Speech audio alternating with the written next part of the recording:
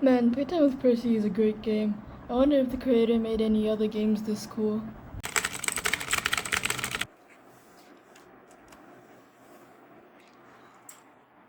What the f- Hi! Sorry if my mic sounds weird, because I'm not actually using a mic to record. In fact, I am recording my audio with my camera. So if you couldn't tell from the quality of this video, this is my first ever video essay. I mostly did this out of boredom and because I wanted a reason to yap. Also because I was curious on how it was like making a video essay. I've been inspired by creators like Trace and two creators generally known for their FNAF content, as well as Redraws, a creator known for their videos on art, drama, and such. So anyway, if you check the description, you'll find that I've got a whole list of timestamps for any of you who want to skip certain parts. I'm actually going to be writing this whole script after the nights and post-night shifts to give my genuine thoughts about the game.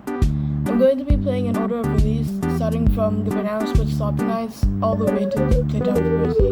The current date I'll be writing this is August 2024, so there's a chance that there was at least a gameplay update or two that were uploaded at the time this video was released. And with that, enjoy.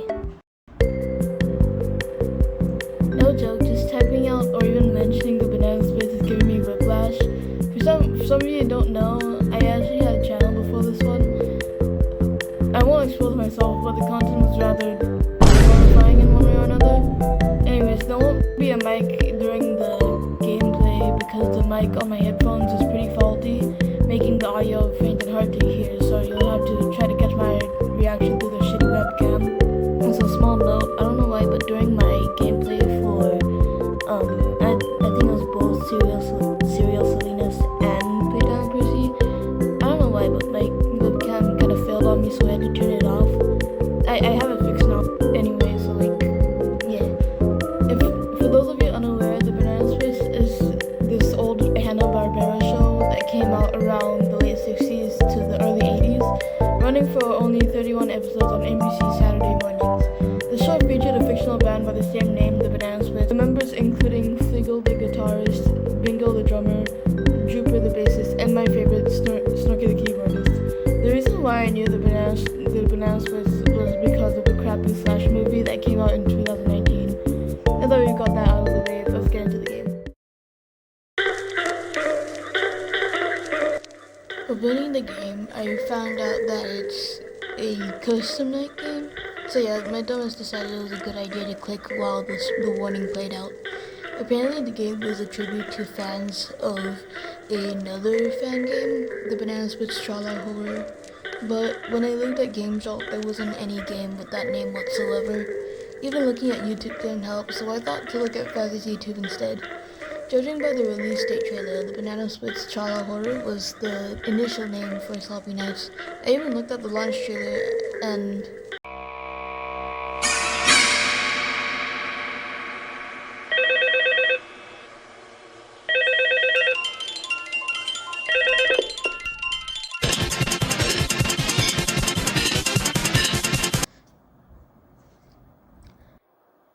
well, it was interesting to say the least. Makes sense, it was 1 AM when he edited it. Because there was no tutorial, I decided to watch his 10 threading mode gameplay in an attempt to get some gameplay footage. Since ain't no way in hell am I doing all that. So, the editor's note, there was a sort of tutorial. Like, if you click on this mechanics button, there are buttons of the characters that you can click on, which tells you what to do if a certain animatronic shows up at your office. Honestly, in my opinion, it's not exactly helpful because, I don't know, I think in my opinion, it's the button's not noticeable enough.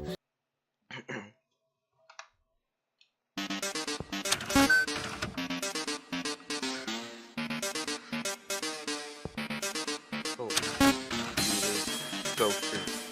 Quiet.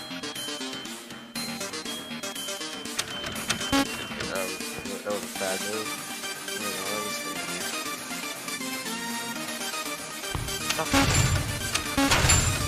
Not gonna lie, the music's giving Undertale. So far from the gameplay, it looks like you have to go on your cameras to actually shut your doors. You have to click this little gopher that runs across your screen. That one's also the one I died to when I attempted to play the game for the first time. Not gonna lie, the gameplay is a little bland considering that the only difference to each character is that they show up at your door, then you shut it, show up your door, shut your door, and you shut it, and you shut the door. In the tips, I saw that cam 4, 6, and 7 were the most important, but in Fazie's 1020 mode gameplay, there was no use of the cameras whatsoever. Now, I'm not some FNAF fan game developer expert, nor am I even a dev. But from a player's perspective, if I could make a few changes to the game, I could maybe add a tutorial that you can choose whether or not you want to do. I would also put the camera system more to use in the normal mode, as I like to call it, since there's a switch where you can toggle the extras. Stevie works as a phantom in the game, at least judging by his design and the fact that he died.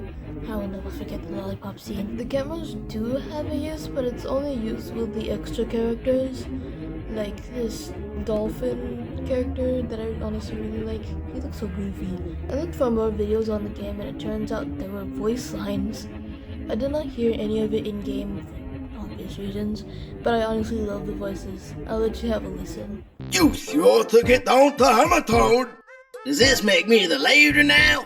You almost had it. Who's Poppy? Never heard of him. You stared at my kitten for too long, buddy. We don't use the term kitten for anything cute anymore. So I read the comments when I was looking at the video, and apparently this kitten that Tux is referring to is Drooper. Holy shit, homosexuals and the bananas, that's real. Man, I especially love when Snarky voices Snarky. But for real, go check out the VAs. I'll have a link to the voice lines video in the description so you can go support them.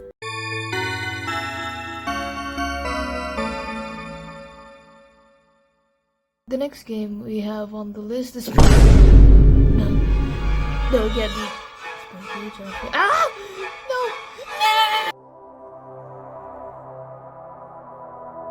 The game opens up with a cutscene talking about a character by the name of Poppy.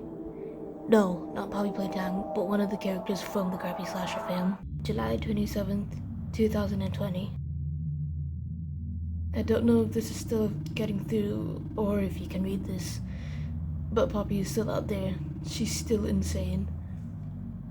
I went over to the studio Austin was working at, and she was there. She was the Elephant Man.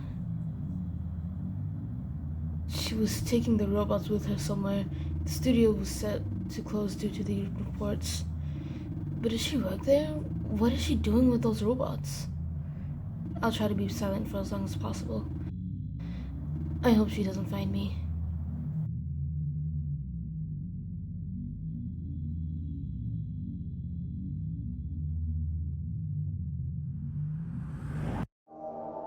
In case any of you need some context, I won't say much, but at the end of the movie, she's seen driving off with the animatronic parts, perhaps turned completely psycho, at least from what I remember.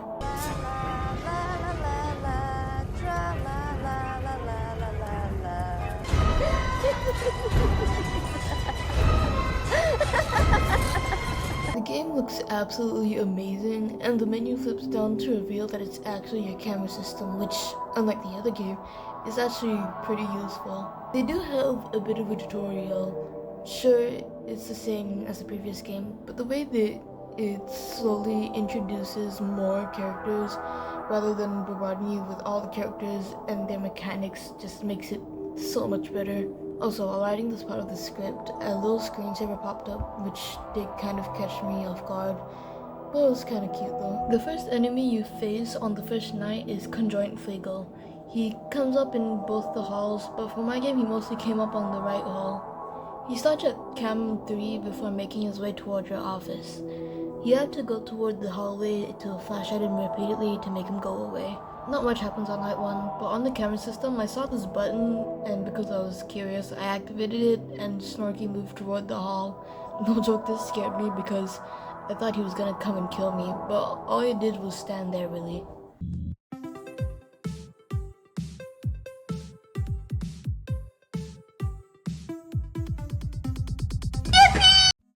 With the first night being complete, you're met with this little post-night minigame.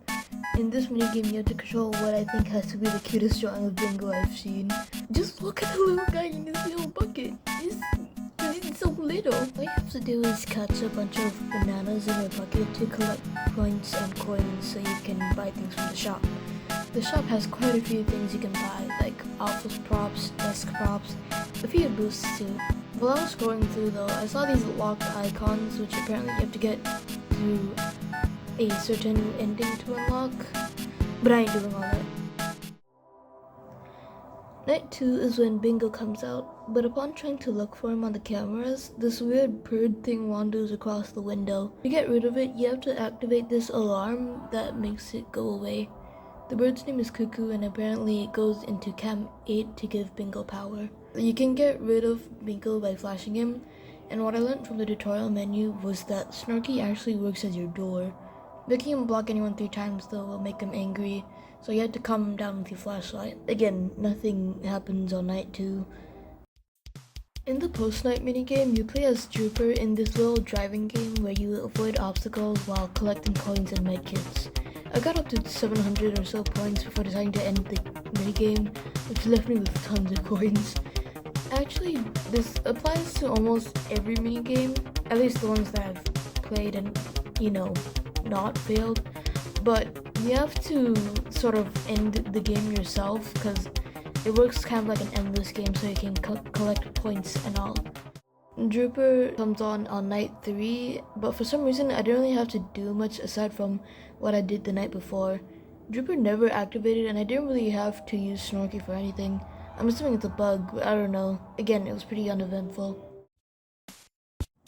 The post-night minigame has you playing as Fleagle. Probably the squishiest looking Fleagle I've seen in my life. He looks adorable. Just look at this little walk. In this minigame, you find 10 of his missing helmets in a hedge maze while avoiding the grape cruiser. At the same time, you can't step on these huge grapes or else you'll get stunned. The Fleagle, no! I suck that it's why I only got a few of the hats, but that's alright. Night 4, a new character is added, Spectre Stevie. Not gonna lie, I love his stupid little profile in the tutorial menu with the lollipop, further enhancing the good old Vietnam flashbacks of his death. In the game, he has a sound cue that has you find him in the cameras or else he takes your flashlight.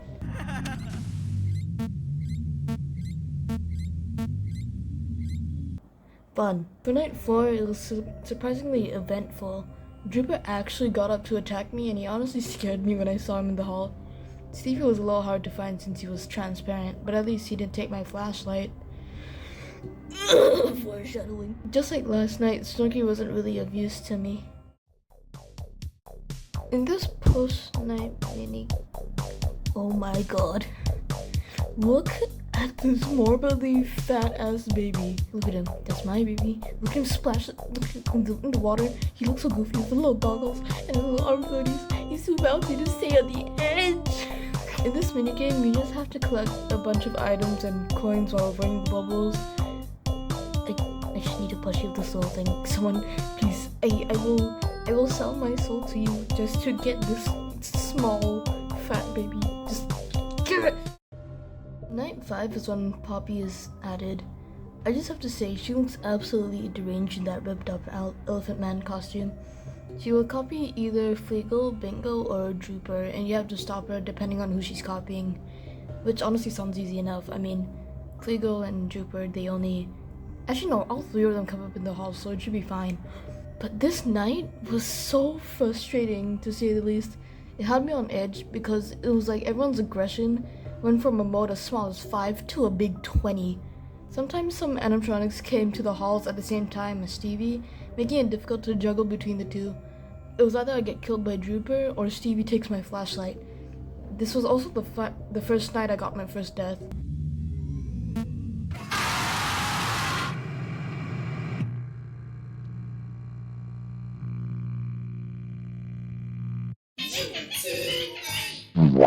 I didn't understand how Snorky could only protect you from 3 different animatronics. More than that, and he'll get angry and kill you. Fair enough, I guess. This took forever to beat because my dumbass was scared of a little cartoon jump scare. I kept on restarting the night so many times because I heard this audio key from Stevie.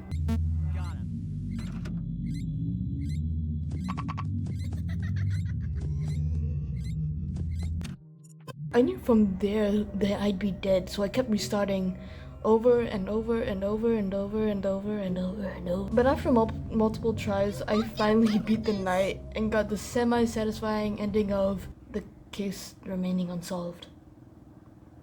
Oh.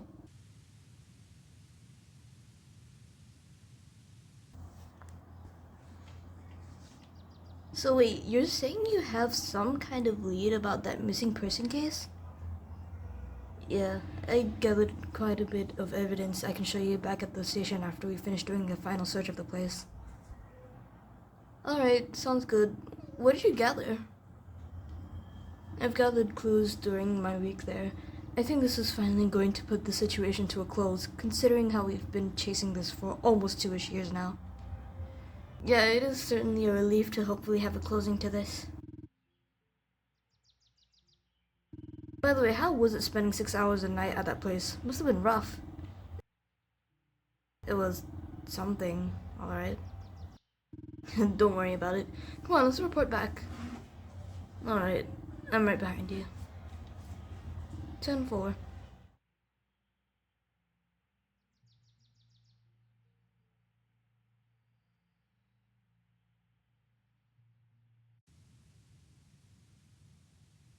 And in other urgent news, after thinking they found a lead to the disappearance of Austin Williams, who again seemingly disappeared overnight while at a nighttime job, authorities have decided to put the case to rest. They simply couldn't find any leads of his proposed whereabouts. They released a statement saying the following: "While it is devastating that we couldn't find any leads on the matter, we simply cannot further the investigation more, as doing so will get us no closer to properly putting this case to a close. All hearts go out to the Williams family."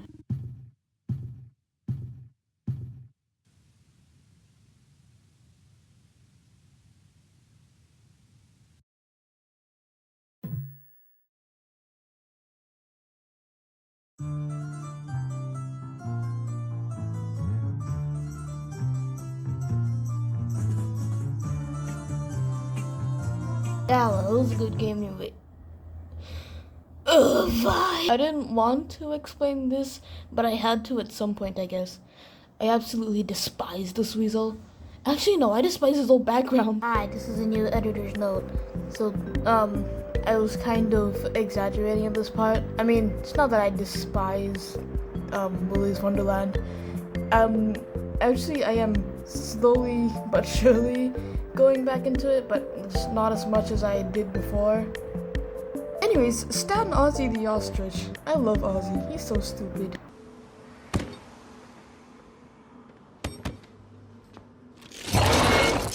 I'm gonna face them your face! Another editor's note, because I don't know why, but my computer sucks and it won't let me load the files for where I talk about the extras, and I'm too lazy to re-record it. So, to sum up the extras I wanted to talk about, Mega Splits look cool, Patton McGregory looks very traumatized, and you get to play the classic mode, which includes pace. Oh yeah, and also voice acting. So awesome! This page has got fluent permanently. Cuckoo, cuckoo, time's up for you. We showed you what for, or two. Maybe I'll be a DLC character one day.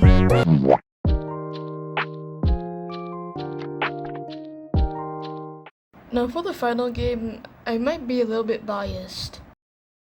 See, you can tell because I re-recorded this whole thing. Max, you've played this game twice on this channel and you're gonna play it again? Yes.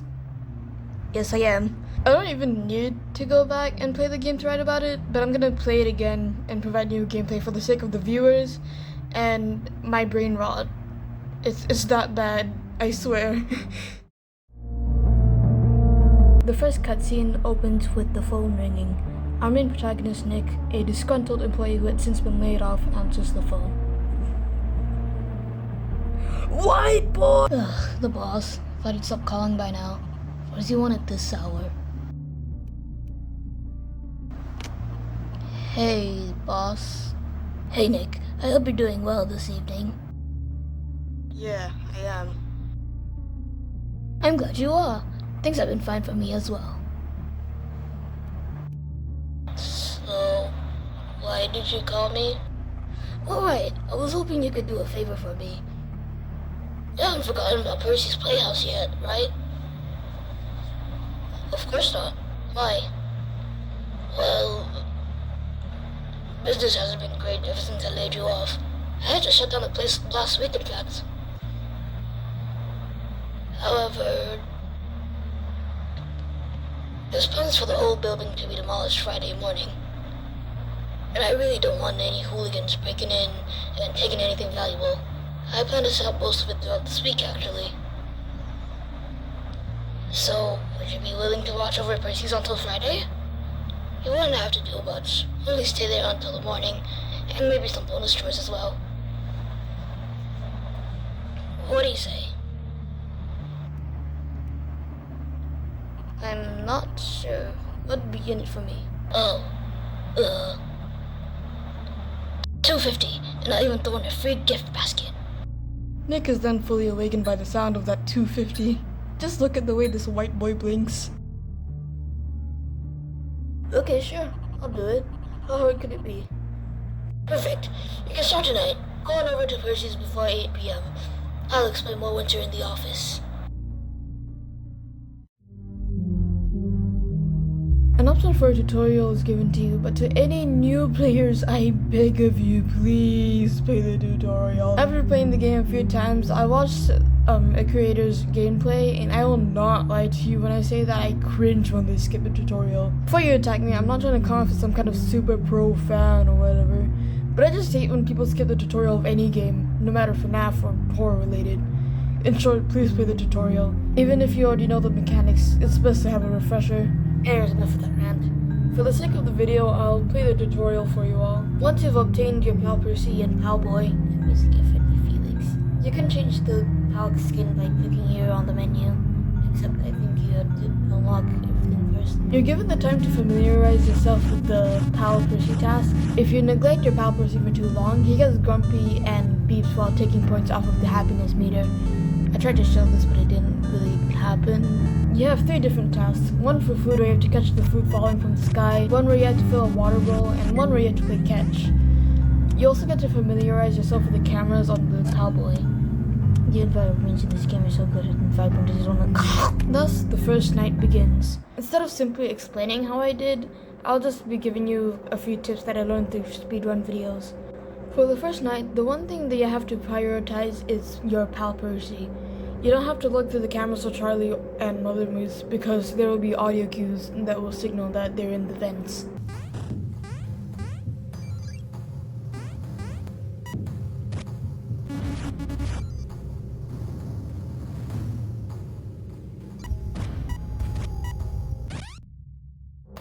It's best to wear headphones when you play so that not only does it immerse you in the game further, but it also helps with finding out who's coming out of where because of the directional sound. The audio cue will play either in your left or right headphone. If you hear, for example, the vent thumping on the left, I recommend facing the left vent for continuing your task on the Pal Percy. And depending on the animatronic, you either keep playing or you put the Pal Percy down. Charlie prefers that you look at him, while Mother Moose prefers that you not look at her. Following these tips can help you get through the night. Auction automation is fairly easy, but also pretty time consuming. If you couldn't tell, this game doesn't rely on a time limit like a traditional FNAF game. Instead, it's more based on how fast you can get your tasks done. Get everything done in 2 minutes or less, and your rank ranges around a C to an S. More than that, and well... Getting a good rank gives you a happiness head start, which gives you extra happiness points on your Pal Percy, so... Win-win! Usually, playing auction automation leads to this.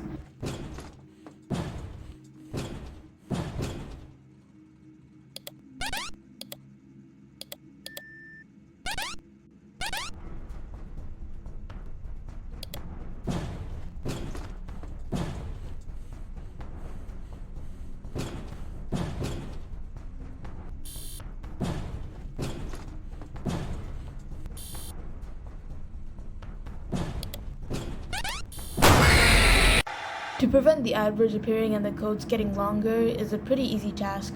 All you have to do is enter the code without accepting it and things won't get harder. Once you've got the needed price offers, simply accept all the offers and you don't have to face Charlie growing more aggressive. Honestly, I didn't expect to get an A rank. It's actually my first time getting such a good rank, so that was cool. Night 2 is when Farmer Felix is added into the mix. Once again, you don't need to go on the cameras for this night, but a new tool is at your disposal. A Simon Says machine is propped at the left corner of your office, the top left specifically, and whenever Felix walks past, you have to click the corresponding color according to his eyes. The night goes on as normal, the only difference being that the happiness meter is a little higher and Felix is here. I finished the night fairly quickly. Then comes, in my opinion, the worst post-shift for me to play, retro hijinks. There aren't any tips I can share. The only tip I can give is don't suck ass at Galactica, because I should do. The way this one works is that you have to beat a high score of 6,000 in a Galactica-esque game. While you play, every now and then you'll hear a sound cue of Mother Moose shuffling around behind you, to which you have to turn around and flash her. Once you reach a score of 3,000 points, Mother Moose stops messing around. This time the game gets harder, and instead of flashing her once, you have to flash her twice, which honestly gets scary because the flash has a cooldown. If it weren't for my webcam failing on me, you'd be able to see me desperately spamming the Q button. Just as you're about to get to the boss fight, the game crashes and you finish the post-shift task.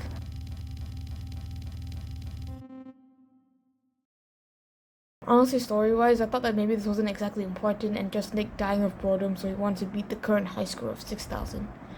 But that's just a theory. A game theory. Night 3 is when Percy and two playful poodles, Tat and Tot, are added.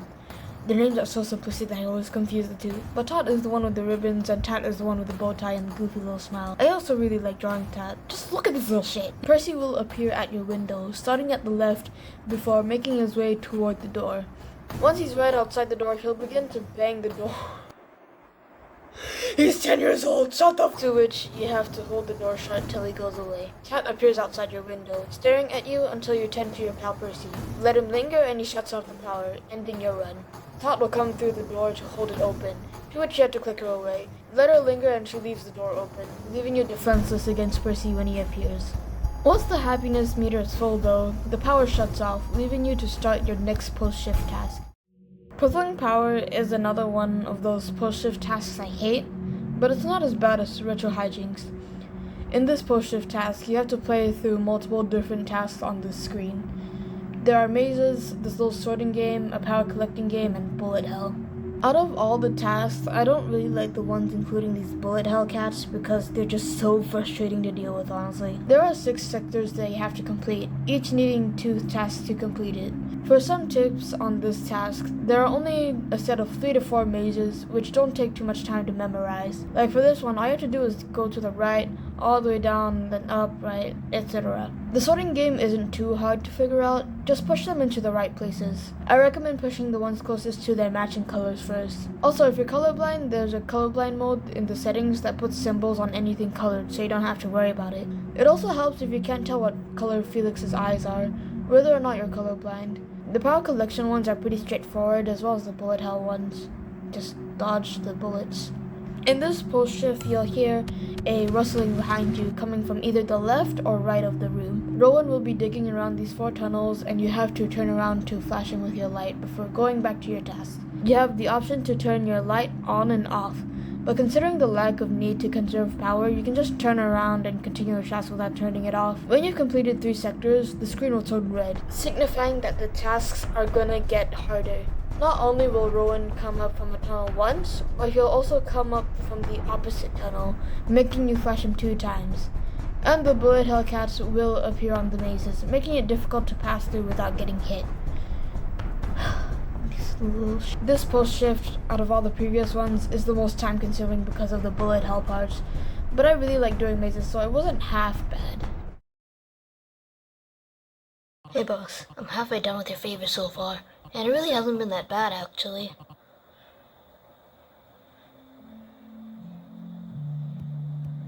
Minus the animatronics malfunctioning, of course, but I'm sure you knew about that.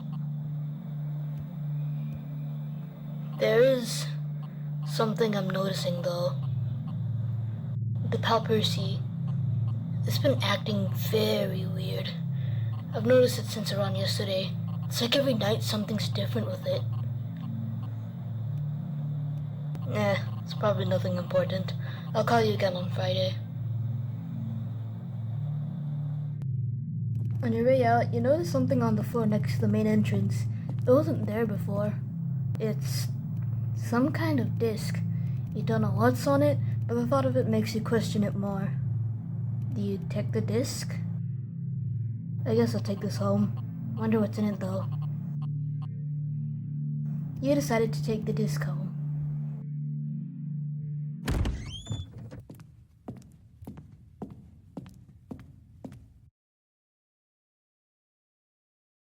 Dang thing doesn't seem to work. I'll just head up to bed. I can't be bothered messing with this anymore.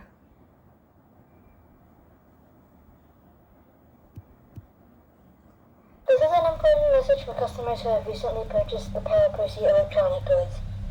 Customers who bought this product report that the toy poses a dangerous threat to children if left on for an extended period of time and or used regularly. For that, we're sorry.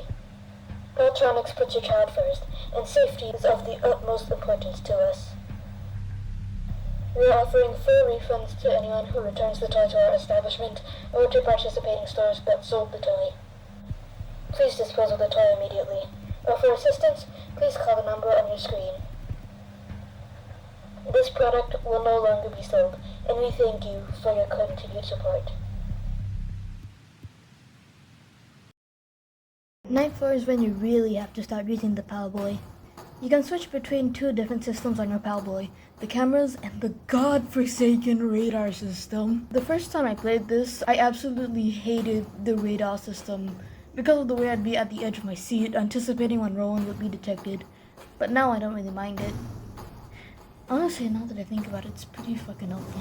Once the radar detects Rowan, the text will turn red and you have to go to the corresponding camera to shock him. These cams are for the corner rooms, cam 01 to 04. I don't know why, but I was always so slow when it came to just clicking the shock button. You get 30 shock uses, so it's best not to use them all so quickly. There will be an alert icon over the Palboy UI, signaling that Tim, a playful poodle, is in the camera somewhere. So you have to look for him and stare at him until he goes away. Don't, and he'll disable your Palboy, leaving you defenseless against Rowan. Whenever I play this night, I always leave the radar system open.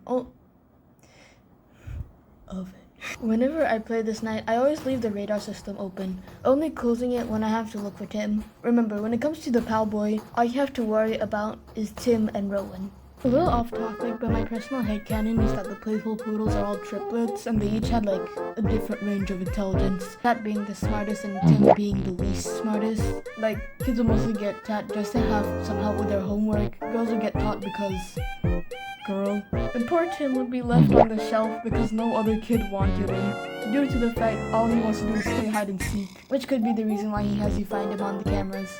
I don't know, I just thought it was cute. Night 4 ends with Felix yawning. Just kidding, he just malfunctions and collapses in the most comical way possible. And your post-shift task starts.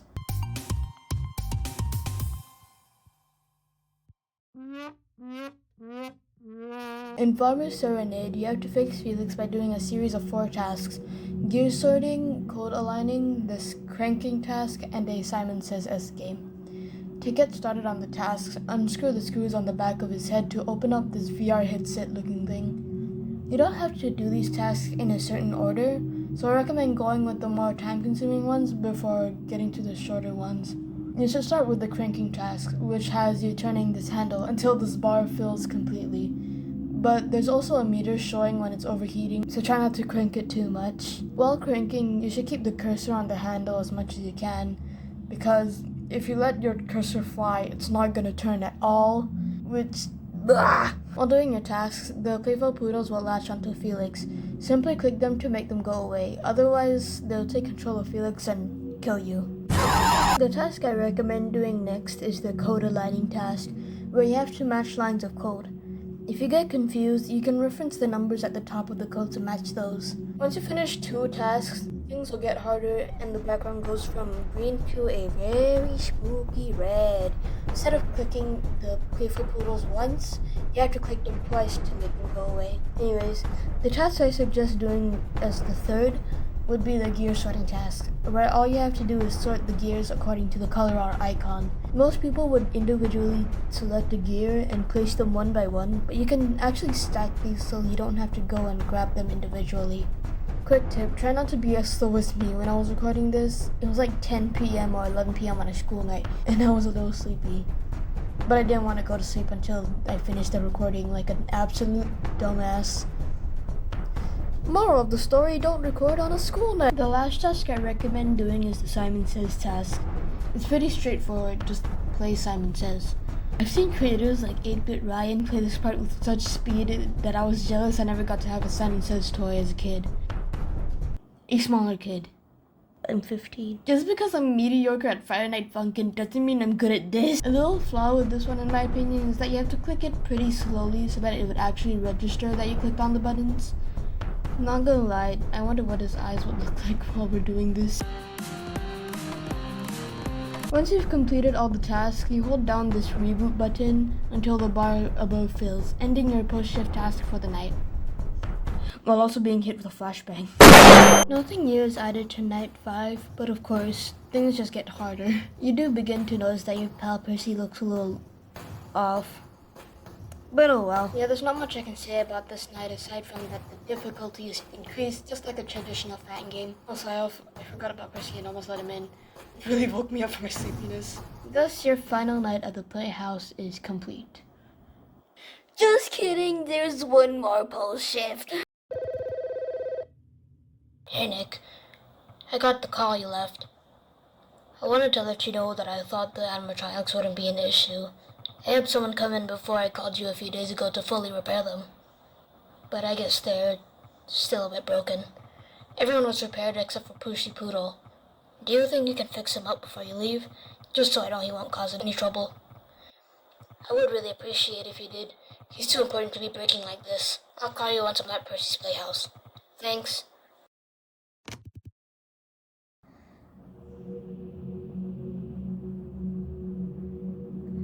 How every FNAF smut fix starts. That is a 10-year-old! For your final post-shift task, you have to fix Percy. There aren't really any enemies you have to face here though, so this is one of the more chill tasks.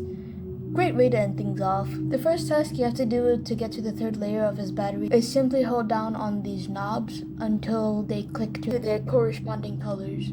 The next one relies more on reaction time, and you just have to click the buttons once it flashes green. Do this 3 times. The last task has you flicking these switches. They will reset on their own though, so you have to click them back on so that they stay on. You have to do this a few times until the bar fills completely, thus ending the post shift.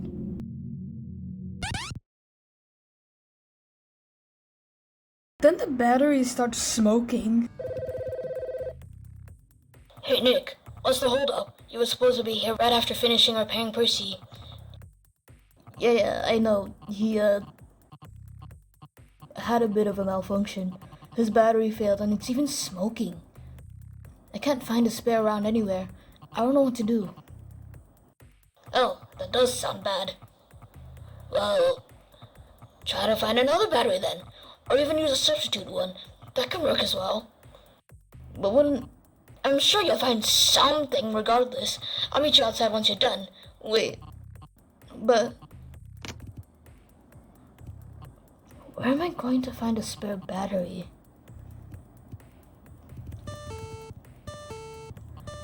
Can that thing be quiet already? I swear if I have to hear that beep one more time. I can't find a spare battery, but he did say a substitute could work, right? I wonder. You insert the pal Percy as a substitute for the battery and the game comes to an end.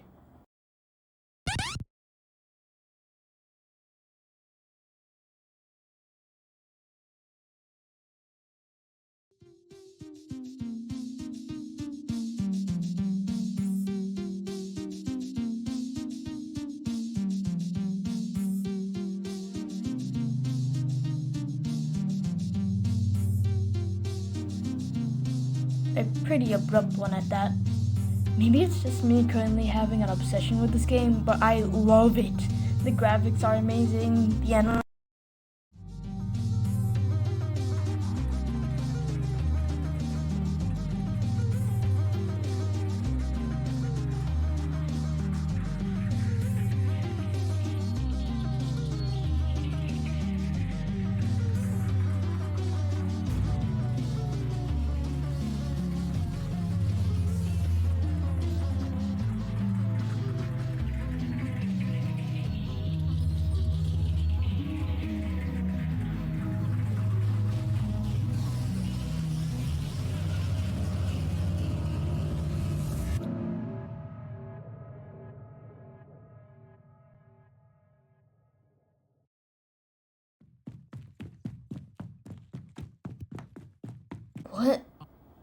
What was that?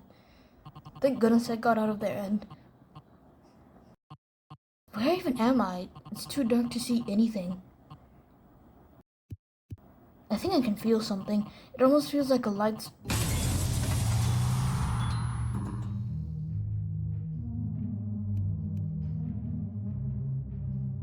I'm in the storage room. I guess that explains why it was so dark.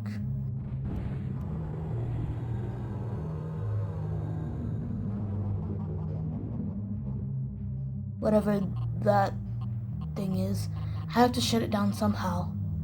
There has to be something around here to help. I got you right. I did right. At least pretend you were shocked. Anyways, the game straight up says psych and sends us into night 6, or Friday morning. Your best pal has gone rogue. He doesn't plan on letting you leave. Ever. How fun. Yeah, so remember your pal Percy acting all weird as well as the toys getting recalled? This is why. A bit of rambling, but imagine if there was an analog horror of this, or digital horror since it takes place around like the early 2000s. I think it takes place like 2004. Like, it would be all about the victims the pal Percy's had failed to or taken the lives of. It would probably be much more gruesome considering that the majority of the buyers could be children. If you're in FAZIEFUNBEAR, you probably saw my theories. This round is a lot different. Instead of having an endless amount of time, you have a time limit of about 2 to 3 minutes. But don't worry, there are checkpoints and you're given an option for if you want to start over from charge 1, or continue from the charge you died on. The usual 2D or 2.5D style we are used to is gone, and is replaced with a 3D low poly look. I'm gonna eat these visuals. You find your tool for the night in this little box. An early model PAL, the acronym being EMP. Get it? Because it has like charges. There are 3 tasks to complete on the EMPAL. A shape matching game, a maze, and a fishing game. For the shape matching game, if 2 of the shapes are already matched, just change the one that hasn't been matched yet. The mazes in the maze game are pretty small, so it should be fine. The fishing game is pretty straightforward. You just scroll this little fish hook around and you, well, catch fish. I really like this one. Once you've gotten used to all the tasks, the boss fight begins. I love this one! With a time limit of 3 minutes each charge, you'd think it shouldn't be too hard to tend to the EMPAL the entire time. No. In fact, for the first charge, a message will come up on these screens. Pal will demand that you find him in the cameras to get what he wants. You must find him and do what he wants first. When you go to look for him, you don't actually have to see what the item is. All you have to do is find him, then immediately go to look for the item he wants. It ranges from a T-bone, an orange, and whatever this thing is. Once you find him in the cameras, the item will spawn in a random camera, to which you have to look for it and click on it to give it to him.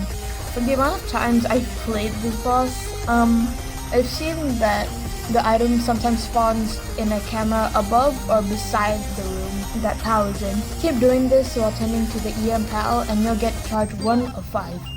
Because the EMPAL is hooked to the power, you have to get all 5 charges in order to shut it down and stop PAL. At charge 2, you have access to the carts on the left and right side of the office, which you click and drag in order to run over a Pluto PAL and fend off against the Tama booty. My baby! It's also my avatar. Look at the little guy. The tips at the beginning of the section says it will rise at cam 01 or cam 04, but it's less time consuming to rely on its audio cue so that you can spend more time completing any other task you have. You can run over him simply by just moments before disaster. Doing that, if you don't get rid of killing time, he'll mess with your EM PAL, cameras, and scrolling. Timer really will break in through the left or right wall, which you just have to hold the cut until it goes away. Also, Nick must be working out, because how the hell is he even pulling those cuts so aggressively? Those 10 gym membership and doing him good. At charge 3, PAL devises a new tactic where he stomps towards your door and tries to break it down. New. Dog is down bad. Tama Opti will arise from Camel 5. Just like the Tama Broody, you only have to rely on the sound cue. You'll hear this glitchy snare signaling that it's in cam 1, 2, 3, or 4. So you fend off against it, zap it and it'll go away. While you are doing your task, you may be wondering why your EM PAL keeps suddenly mutating and what the time limit is about. And, you know, that part in the credits where it says Tama Lanky. Believe it or not, but your EM PAL is in fact Tama Lanky. I guess you guys called that. If you don't tend to it enough, it will slowly begin to mutate as time passes, and the time limit is basically just the time you have before you get killed by it, or by any other enemy you get to sand off of. Once you've gotten to charge for the best cutscene, and when you pick a Playtime pushing you down to top place,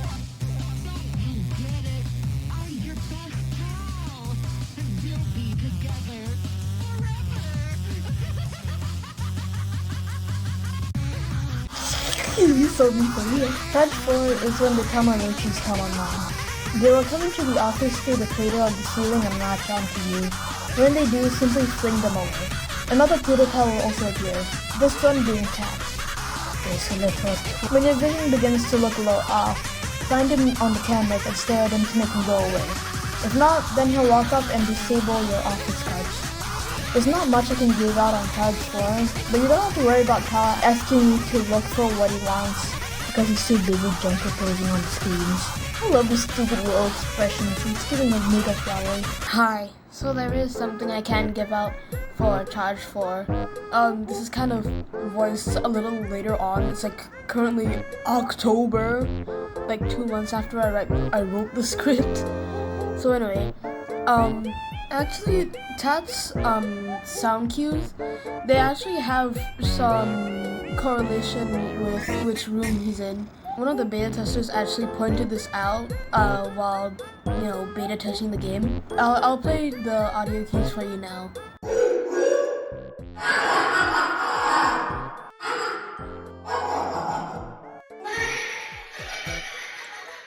It's really helpful.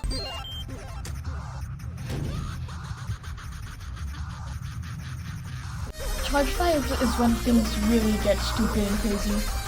This time, Pal will come down from the crater in the ceiling and force you to play a cup pressing game. It isn't too hard, but fail and you get what I consider to be the best jump scare in the game. Yeah, I'm definitely biased. Pal will also appear on the screens, this time to which you have to click her away, or else she'll break your door, EM PAL, and cameras. I swear, does she hate doors? I'm always stressing the most at charge 5 because when you're in a sleepy, tired state, it gets so stressful, but not because it's unplayable at least. Like, if you're not careful, you can miss tat and get your charge disabled, you could forget to flick off the Tamarochi, you could forget to click the tot. Then again, this game is not for those who get overwhelmed easily. Like, I was on a Discord call with my friend Roxy, and she was getting anxious because of the amount of things happening at once. I'm sorry! But once you really get used to the flow and all, it gets a little easier to manage. I mean, I knew I could manage after a few plays. I have younger siblings and bossy parents, it's kind of the same. Once you've achieved all of the charges, your EM PAL, or Tama Lanky, will deactivate, leaving you to survive for a minute. As the timer ticks down, things get less of a pain in the ass.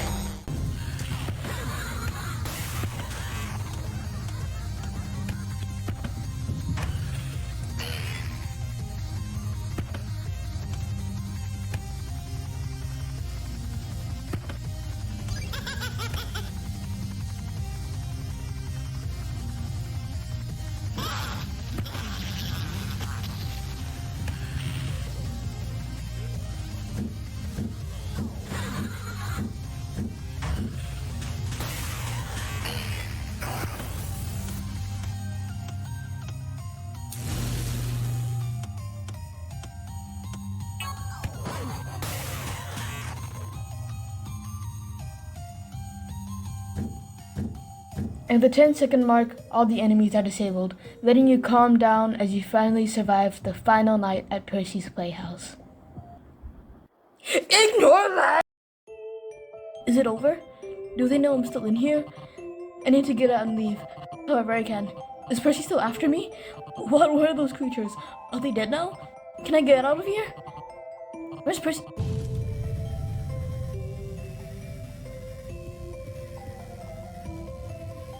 You think you won, you little prick? We were supposed to be best pals, Nick. I was supposed to stick by you forever and ever. And now you're just gonna leave me? You can't. I won't let you. You still take me with you. We can still be best pals forever. This is what pal Percy's were made for, Nick. You understand that, right? So come on in. I'm not. What did you say? I'm not taking you with me.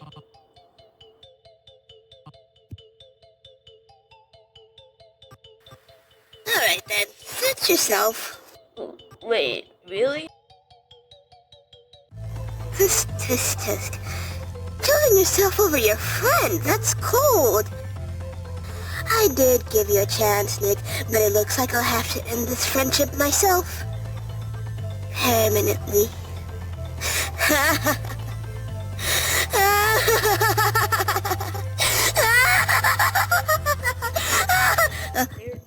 Are you sure?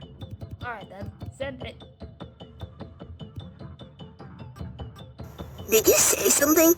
It almost sounded like...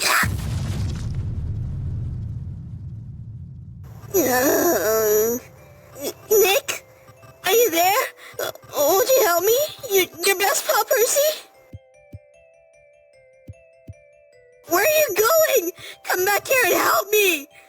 Don't just leave me here, we're best pals! Nick, is that you over there? There you are. We were wondering if you got out already. So we assumed you didn't. You didn't tell me the pal Percy was... You didn't say you could do all that. There were wires and they were alive and... Slow down, son. They don't do that. They were recalled, didn't you know? Huh? Calm down, let me explain. Those pal Percys went absolutely crazy the more people used them. We never found out why. I assume it was because they used the same batteries as the robots, but I never really thought of it much after they were recalled. So that's what was on that disc. Huh. If only I got it working. So you see, none of them exist now. Technically, but I guess we forgot about one of them in there. I hope it didn't try to kill you or something. Huh. Yeah, thank goodness it didn't. Anyway, come on, let's go get something to eat. I'm starving. Okay, sure.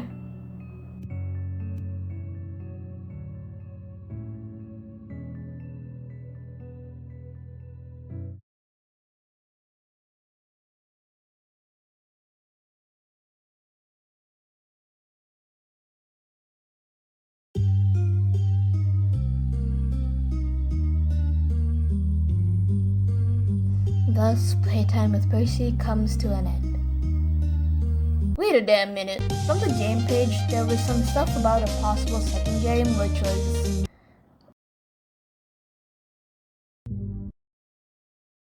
a dating sim of Nick and Pal called One Beep Away. But due to the mental health of one of the members of the team, it's currently shelved. Said dating sim was supposed to be like an epilogue for Playtime with Percy, but based on the fan drawings and the credits made by Rusty Red, which I found out was the voice actor for Felix and Rowan. I love Farmer Felix! I'm gonna make an interpretation of my own ending. Somehow, in the midst of the boss fight, everyone was moved outside to prepare for the moving trucks. While the staff looked away, the animatronics said their last goodbyes to each other before eventually going their own separate ways. Mother Moose was sent to another children's entertainment establishment that was far more rowdy than the playhouse. Felix was put in a mini golf course to be some kind of escort for people who came alone. Doesn't look like he enjoys his job though. Charlie was used as a sign holder for an establishment. Fazie confirmed that it wasn't for his house first, so Rowan was abandoned by his father and is now trying to gather money for himself. and the playful creatures were left at the side in a box, posing as perfectly normal fellows in hopes someone would adopt them. I adopted them, by the way. And Pal is left to rot in the rubble of the playhouse. Poor baby.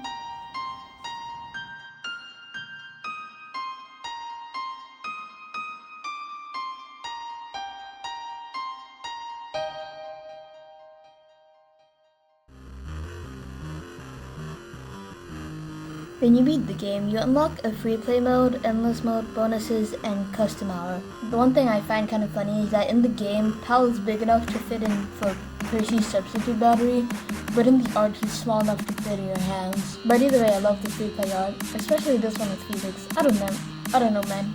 I just love this stupid yeehaw ferret. In the bonuses, you get to have a more detailed look at all the characters while reading about their character and how they came to be. Also this line. Did you know that female moose don't grow any antlers, yet mother moose has them anyway? I wonder why. You also get to see the extra characters that you unlock on custom hour.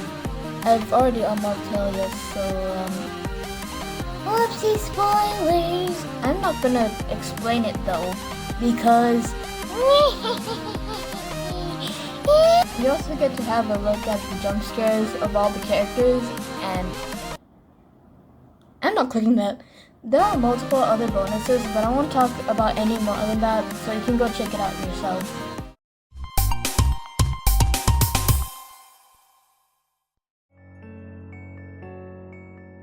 Hi, this is a new outro that I decided to record. This video took me way longer to edit than I thought, taking like 2 to 3 months to finish. Like, I swore I could have started writing that script when it was like, I don't know, like July or something. But then again, like, I do get pretty busy with stuff like school and all, so I wasn't really able to finish this in time. I mean, after all, I am kind of a beginner when it comes to videos like this. In fact, this is my first one. Some users over on FAZIEFUNBEAR have been seeing my progress, and when I uploaded how I was recording the audio, the big man himself, FAZIEFUNBEAR, read this whole script, and it was freaking awesome. I was actually surprised to find that I was the first to make a video like this, so it's an honor. With not much left to say, I just want to say thank you for watching the whole way through. If you don't mind, please do leave a like and subscribe to share this video and my dumb content to more people. It would mean the world to me to hear that more people just want to hear about my yappery and my brain rot. Once again, it's been pretty swell. Stay hydrated and thank you for watching. Damn 18 pages!